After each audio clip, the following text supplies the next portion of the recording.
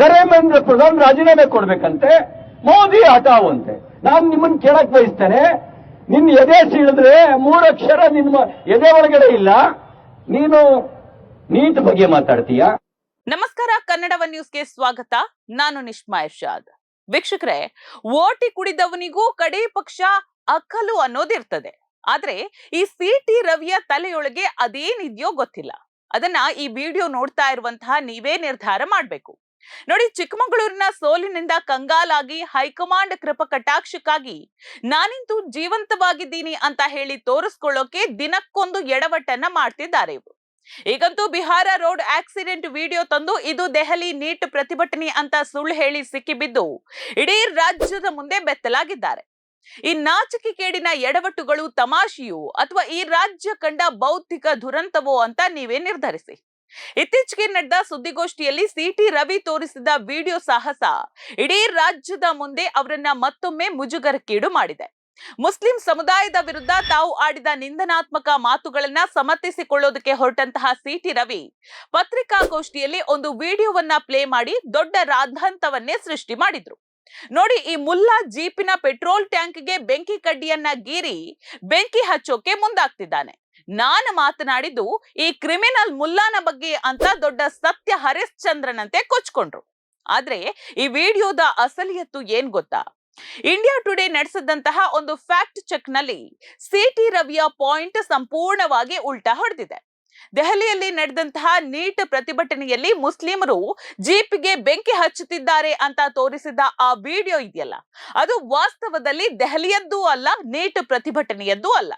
ಅದು ಬಿಹಾರದ ಗಯಾದಲ್ಲಿ ನಡೆದಂತಹ ಒಂದು ರಸ್ತೆ ಅಪಘಾತದ ನಂತರ ಆಕ್ರೋಶಗೊಂಡಂತಹ ಜನ ಸಾರ್ವಜನಿಕ ವಾಹನಕ್ಕೆ ಅಲ್ಲಿ ಬೆಂಕಿಯನ್ನ ಹಚ್ಚೋದಕ್ಕೆ ಪ್ರಯತ್ನಿಸಿದಂತಹ ಒಂದು ಹಳೆಯ ಘಟನೆ. ಬಿಹಾರದ ರಸ್ತೆ ಅಪಘಾತದ ವಿಡಿಯೋವನ್ನ ತಂದು ದೆಹಲಿಯ ನೀಟ್ ಹೋರಾಟಕ್ಕೆ ಲಿಂಕ್ ಮಾಡಿ ಅದಕ್ಕೊಂದು ಮುಸ್ಲಿಂ ಕೋಮು ಬಣ್ಣ ಬಳಿದು ಸಮಾಜದಲ್ಲಿ ದ್ವೇಷ ಬಿತ್ತೋದಕ್ಕೆ ಹೋದ ಸಿ.ಟಿ. ರವಿಯ ಜ್ಞಾನಕ್ಕೆ ನಾವ್ ಏನ್ ಹೇಳ್ಬೇಕು? ಇದೇ ಅಲ್ವಾ ಇವರ ವಾಟ್ಸ್ಆಪ್ ಯೂನಿವರ್ಸಿಟಿಯ ವಿಷಯಗಳು? ತಮ್ಗೆ ಎಫ್ಐಆರ್ ಆದ ತಕ್ಷಣ ಆ ತನಿಖೆಯಿಂದ ಬಚಾವ್ ಆಗೋದಕ್ಕೆ ಮತ್ತು ತಮ್ಮ ದ್ವೇಷಪೂರಿತ ಭಾಷಣವನ್ನ ಸಮರ್ಥಿಸಿಕೊಳ್ಳೋದಕ್ಕೆ ಇಷ್ಟೊಂದು ಹಸಿ ಸುಳ್ಳನ್ನ ಪತ್ರಿಕಾಗೋಷ್ಠಿಯಲ್ಲಿ ಹರಿಬಿಡಬೇಕಿತ್ತ ಅಂತ. ಇಂತಹ ಸುಳ್ಳು ಕಟ್ಟು ಕಥೆಗಳನ್ನ ನಂಬೋದಕ್ಕೆ ಜನರೇನು ದಡ್ರ? ಸಿ.ಟಿ. ರವಿ ತಮ್ಮ ಭಾಷಣದಲ್ಲಿ ಮುಲ್ಲಾಗಳಿಗೆ ಎದೆ ಸೀಳಿದ್ರೆ 3 ಅಕ್ಷರ ಬರೋದಿಲ್ಲ, ಇವರಿಗೂ ನೀಟ್ಗೂ ಏನು ಸಂಬಂಧ ಅಂತ ಕೇಳಿದ್ರು. ಸಿ.ಟಿ. ರವಿ ಅವರೇ, ನೀವು ಇತರರ ಎದೆ ಸೀಳಿ ಅಕ್ಷರ ಹುಡುಕುವ ಬದಲು ನಿಮ್ಮ ಎದೆಯನ್ನ ಸ್ವಲ್ಪ ಸೀಳಿ ನೋಡಿ.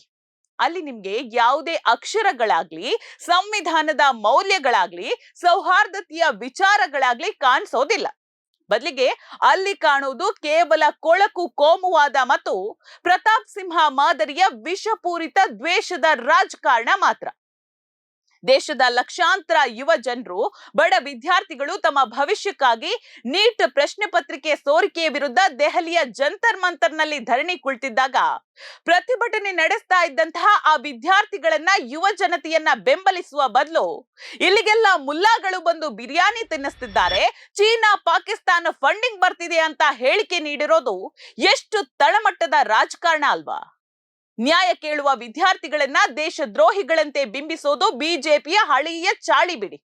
ರೈತರು ತಮ್ಮ ಹಕ್ಕಿಗಾಗಿ ಹೋರಾಡಿದಾಗ ಅವರನ್ನ ಖಲಿಸ್ತಾನಿಗಳು ಅಂದ್ರಿ.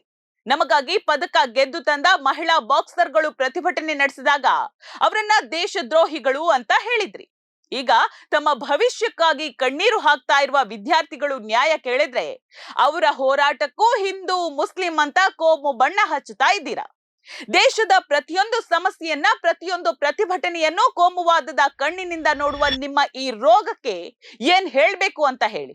ಮುಲ್ಲಾನಿಗೂ ನೀಟ್ಗೂ ಏನ್ ಸಂಬಂಧ? ಗ್ಯಾರೇಜ್ ನಲ್ಲಿ ಕೆಲಸ ಮಾಡುವವರು, ಪಂಚರ್ ಹಾಕುವವರು ಡಾಕ್ಟರ್ ಆಗ್ತಾರಾ ಅನ್ನುವಂತಹ ದಾಟಿಯಲ್ಲಿ ಮಾತನಾಡುವ ಸಿ.ಟಿ. ರವಿ ಅವರೇ, ನಿಮ್ಗೆ ಈ ದೇಶದ ಮುಸ್ಲಿಂ ಸಮುದಾಯದ ಶೈಕ್ಷಣಿಕ ಪ್ರಗತಿಯ ಬಗ್ಗೆ ಏನಾದ್ರೂ ಕನಿಷ್ಠ ಜ್ಞಾನ ಇದೆಯೇನ್ರಿ?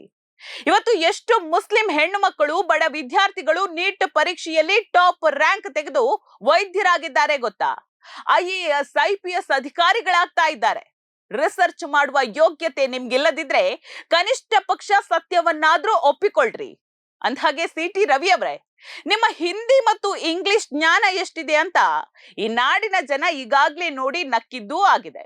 ಸರಿಯಾಗಿ ಧರ್ಮ ಗ್ರಂಥಗಳನ್ನು ಓದದೆ, ಸಂವಿಧಾನದ ಪೀಠಿಕೆಯನ್ನು ಅರ್ಥೈಸಿಕೊಳ್ಳದೆ ಬರೀ ಕೋಮು ಪ್ರಚೋದನೆ ನೀಡ್ತಾ ತಿರುಗಿದ್ರೆ ನೀವು ಮಹಾನ್ ನಾಯಕರಾಗೋದಿಲ್ಲ. ಸಂವಿಧಾನದ ಮೇಲೆ ಪ್ರಮಾಣ ವಚನ ಸ್ವೀಕರಿಸದ ಜನಪ್ರತಿನಿಧಿಯಾದ ಒಬ್ಬ ವ್ಯಕ್ತಿ ಒಂದು ಇಡೀ ಸಮುದಾಯವನ್ನ ನಿಂದಿಸುವುದನ್ನೇ ಕಾಯಕ ಮಾಡ್ಕೊಂಡ್ರೆ ಅಂಥವ್ರನ್ನ ಸಮಾಜದ ಶಾಂತಿ ಕದಡುವ ಅಜ್ಞಾನಿ ಅಂತ ಕರೀದೆ ಇನ್ನೇನ್ ಹೇಳ್ಬೇಕು ಹೇಳಿ. ನೀಟ್ ಅಕ್ರಮದಿಂದಾಗಿ ದೇಶದಾದ್ಯಂತ ಸುಮಾರು 22ಕ್ಕೂ ಹೆಚ್ಚು ಮುಗ್ಧ ಮಕ್ಕಳು ಆತ್ಮಹತ್ಯೆ ಮಾಡ್ಕೊಂಡಿದ್ದಾರೆ. ಆ ರೀತಿ ಪ್ರಾಣ ಕಳ್ಕೊಂಡ ಮಕ್ಕಳಲ್ಲಿ 99% ಜನ ಹಿಂದೂ ಮಕ್ಕಳೇ ಅಲ್ವಾ ಸಿ.ಟಿ. ರವಿ ಅವರೇ? ಅವರ ಸಾವಿಗೆ ನಿಮ್ಮ ಕಣ್ಣಲ್ಲಿ ಒಂದು ಹನಿ ಕಣ್ಣೀರು ಬರ್ಲಿಲ್ವಾ? ಪ್ರಾಣ ಕಳ್ಕೊಂಡ ಆ ಬಡ ಮಕ್ಕಳ ಕುಟುಂಬದ ನೋವು ನಿಮಗೆ ಅರ್ಥ ಆಗೋದಿಲ್ಲ ಅಲ್ವಾ? ನಿಮ್ಗೂ ಮಕ್ಕಳಿದ್ದಾರೆ ತಾನೆ? ಆ ನೋವಿನ ಅರಿವು ನಿಮ್ಗೆ ಇರ್ಬೇಕಿತ್ತಲ್ವಾ ಸಿ.ಟಿ. ರವಿ ಅವರೇ? ಆದ್ರೆ ನಿಮಗೇನ್ ಹೇಳಿ, ನಿಮಗೇನಿದ್ರೂ ಕೂಡ ಹೆಣದ ಮೇಲೆ ರಾಜಕೀಯ ಮಾಡ್ಬೇಕು. ಚುನಾವಣೆ ಬಂದಾಗ ಹಿಂದೂ ಮುಸ್ಲಿಂ ಜಗಳ ಹಚ್ಚಬೇಕು, ಬಡವರ ಮಕ್ಕಳ ಕೈಗೆ ತಲ್ವಾರ್ ಕೊಟ್ಟು ಅವರನ್ನ ಜೈಲಿಗೆ ಅಟ್ಟಬೇಕು. ನಿಮ್ಮ ಮಕ್ಕಳು ಮಾತ್ರ ವಿದೇಶದಲ್ಲಿ ಐಷಾರಾಮಿ ವಾತಾವರಣದಲ್ಲಿ ಓದಿ ಚೆನ್ನಾಗಿ ಉತ್ತಮವಾದಂತಹ ಒಂದು ಭವಿಷ್ಯವನ್ನ ಅವರು ರೂಪಿಸ್ಕೊಳ್ಬೇಕು. ಆದ್ರೆ ಬಡವರ ಮಕ್ಕಳು ಮಾತ್ರ ನಿಮ್ಮ ಕೋಮು ಭಾಷಣಕ್ಕೆ ಬಲಿಯಾಗಿ ತಮ್ಮ ಜೀವನವನ್ನ ಹಾಳು ಮಾಡ್ಕೊಳ್ಬೇಕು ಅಲ್ವಾ? ಆದ್ರೆ ಈ ಸತ್ಯ ಈಗ ಈ ದೇಶದ ಪ್ರಜ್ಞಾವಂತ ಯುವ ಜನತೆಗೆ, ಜನ್ಸ್ಗಳಿಗೆ ಸ್ಪಷ್ಟವಾಗಿ ಅರ್ಥವಾಗಿದೆ. ಅದಕ್ಕೆ ಇವತ್ತು ವಿದ್ಯಾರ್ಥಿಗಳು ರಸ್ತೆಗಿಳಿದು ಜಬ್ ಜಬ್ ಮೋದಿ ಡರ್ತಾ ಹೇ, ಪೊಲೀಸ್ ಕೋ ಆಗೆ ಕರ್ತಾ ಹೇ, ಹಿಂದೂ ಮುಸ್ಲಿಂ ಕರ್ತಾ ಹೇ ಅಂತ ಗಟ್ಟಿಯಾಗಿ ಘೋಷಣೆ ಕೂಗ್ತಿದ್ದಾರೆ.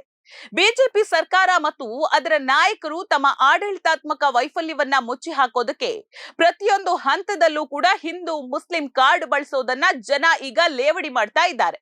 ನಿಮ್ಮ ಕೋಮುವಾದದ ಬೆಂಕಿಯಲ್ಲಿ ಇನ್ಮುಂದೆ ಯುವ ಜನತೆ ಬೇಯೋದಕ್ಕೆ ಸಿದ್ಧರಿಲ್ಲ ಅನ್ನೋದನ್ನು ನೀವು ಅರ್ಥ ಮಾಡ್ಕೊಳ್ಬೇಕು. ಚಿಕ್ಕಮಗಳೂರಿನ ಸೌಹಾರ್ದ ಪರಂಪರೆಯಲ್ಲಿ ವಿಷ ಬೀಜ ಬಿತ್ತಲು ಹೋಗಿ ಅಲ್ಲಿನ ಪ್ರಬುದ್ಧ ಜನತೆ ಕಳೆದ ಚುನಾವಣೆಯಲ್ಲಿ ನಿಮಗೆ ಸೂಕ್ತ ಪಾಠ ಕಲಿಸಿ ಮನೆಗೆ ಕಳುಹಿಸಿದ್ದಾರೆ. ಆದ್ರೂ ನಿಮಗಿನ್ನೂ ಬುದ್ಧಿ ಬಂದಿಲ್ಲ. ಪ್ರತಾಪ್ ಸಿಂಹ ಅವರಿಗೆ ಟಿಕೆಟ್ ಸಿಗ್ಲಿಲ್ಲ, ನಿಮಗೂ ಜನ ಸೋಲಿನ ರುಚಿಯನ್ನ ತೋರಿಸಿದ್ರು. ಪಕ್ಷದಲ್ಲೂ ನಿಮ್ಮಂತಹ ತೀವ್ರ ಕೋಮುವಾದಿಗಳನ್ನ ಬದಿಗೆ ಸರಿಸಲಾಗ್ತಾ ಇದೆ. ಆದ್ರೂ ಸ್ವತಃ ಅಸ್ತಿತ್ವಕ್ಕಾಗಿ ಮತ್ತೆ ಮತ್ತೆ ಹಳೆಯ ಹೇಳಿಕೆಗಳನ್ನೇ ನೀಡಿ ನಗೆಪಾಟಲಿಗೀಡಾಗ್ತಾ ಇದ್ದೀರಿ. ಸಿ.ಟಿ. ರವಿ ಅವರೇ, ನೆನ್ಪಿಟ್ಕೊಳ್ಳಿ, ಈ ದೇಶ ಯಾರ ಆಸ್ತಿಯೂ ಅಲ್ಲ. ಈ ದೇಶದ ಒಬ್ಬ ಜನಪ್ರತಿನಿಧಿಯಾಗಿ, ಒಬ್ಬ ಪ್ರಜೆಯಾಗಿ ನಿಮಗೆ ಎಷ್ಟರ ಮಟ್ಟಿಗೆ ಹಕ್ಕಿದೆಯೋ, ಈ ದೇಶದ ಕಟ್ಟ ಕಡೆಯ ಪ್ರಜೆಗೂ ನೀವು ನಿಂದಿಸ್ತಾ ಇರುವಂತಹ ಒಬ್ಬ ಮುಸ್ಲಿಮನಿಗೂ ಅಷ್ಟೇ ಸಮಾನವಾದ ಹಕ್ಕಿದೆ. Doctor B R. ಅಂಬೇಡ್ಕರ್ ಅವರು ಕೊಟ್ಟ ಸಂವಿಧಾನ ಈ ದೇಶದ ಪ್ರತಿಯೊಬ್ಬ ನಾಗರಿಕನಿಗೂ ನೀಡಿದ ಹಕ್ಕನ್ನ ಕಸಿಯೋದಕ್ಕೆ ನಿಮ್ಮಿಂದ ಆಗೋದಿಲ್ಲ. ಅದು ನಿಮ್ಮ ಸಿದ್ಧಾಂತದಿಂದಲೂ ಸಾಧ್ಯವಾಗೋದಿಲ್ಲ. ಇನ್ನಾದ್ರೂ ಸುಳ್ಳಿನ ಕೋಟೆಯಲ್ಲಿ ತೇಲ್ತಾ ಜಾತಿ ಧರ್ಮದ ನಡುವೆ ಬೆಂಕಿ ಹಚ್ಚೋದನ್ನ ಬಿಟ್ಟು ಸಂವಿಧಾನಕ್ಕೆ ಗೌರವ ನೀಡೋದನ್ನ ಕಲಿಯಿರಿ. ಭಾರತದ ಸೌಹಾರ್ದತೆಯನ್ನ ಒಡೆಯೋದಕ್ಕೆ ನೀವು ಎಷ್ಟೇ ಪ್ರಯತ್ನಿಸಿದ್ರು ಈ ದೇಶದ ಜಾತ್ಯತೀತ ತಳಹದಿ ಎಂದಿಗೂ ಕೂಡ ಅಲುಗಾಡೋದಿಲ್ಲ. ಸಿ.ಟಿ. ರವಿ ಅವರೇ, ಸಮಾಜವನ್ನ ವಿಭಜಿಸುವ ನಿಮ್ಮಂಥವರು ಇತಿಹಾಸದ ಪುಟಗಳಲ್ಲಿ ಕೇವಲ ಕಪ್ಪು ಚುಕ್ಕಿಯಾಗಿ ಉಳಿಯಲಿದ್ದಾರೆ ಅಷ್ಟೇ. ಪೊಲೀಸ್ ಇಲಾಖೆಗೆ ಸವಾಲ್ ಹಾಕುವ ನೀವು ಮೊದಲು ನಿಮ್ಮ ಪತ್ರಿಕಾಗೋಷ್ಠಿಯಲ್ಲಿ ಪ್ರದರ್ಶಿಸಿದ ನಕಲಿ ವಿಡಿಯೋದ ಹೊಣೆಯನ್ನ ಹೊರಬೇಕು. ದೇಶದ ದಾರಿ ತಪ್ಪಿಸೋದಕ್ಕೆ, ಕೋಮು ಗಲಭೆಗೆ ಪ್ರಚೋದನೆ ನೀಡೋದಕ್ಕೆ ಸುಳ್ಳು ವಿಡಿಯೋವನ್ನ ತೋರಿಸಿದ್ದಕ್ಕಾಗಿ ನಿಮ್ಮ ಮೇಲೆ ಸೂಕ್ತ ಕಾನೂನು ಕ್ರಮ ಜರುಗಬೇಕು.